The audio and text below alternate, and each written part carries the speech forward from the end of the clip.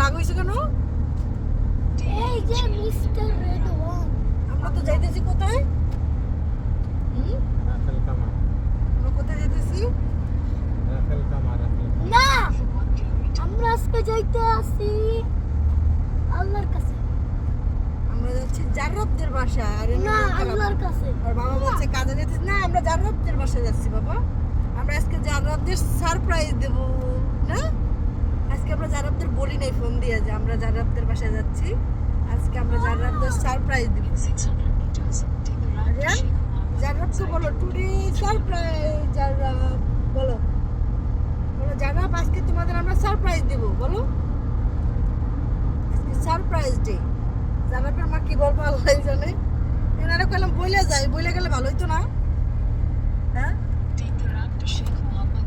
বললে গেলে কি সার্ভারে দিল ওই জানতো আজকে তো সারপ্রাইজ আছে।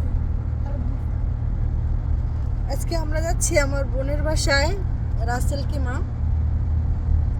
দোয়া করবেন সবাই যেন আমরা সবাই লোকে পৌঁছাতে পারি।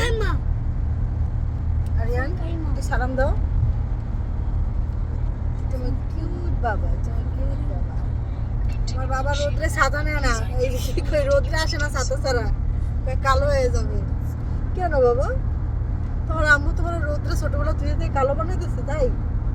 আরে আমার বাবার কি আফসোস। তাহলে এই ছাতা কিন্তু এই ছাতাটা খোলো তো বাবা এই তোমার তোমার কিসে ছাতাটা থাকে দেখাও তো সবাইকে। এই যে আরিয়ানের ছাতা, এটা কি আমব্রেলা? এটা কি?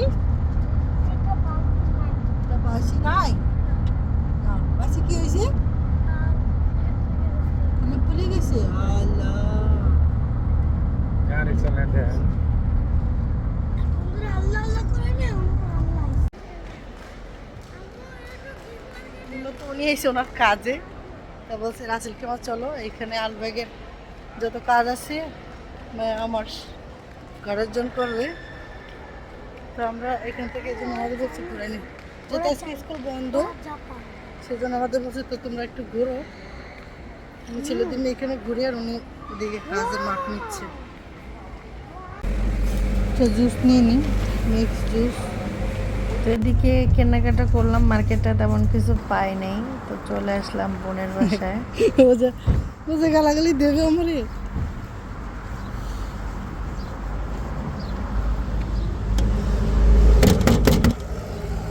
তোমরা আমরা দাঁড়ায় রয়েছি তুই একটু ক্যান করলি না? কেমন করে কালকে খুঁজি। ভাই আসসালামু আলাইকুম। এটা দেওয়া হলো ঠিক করে।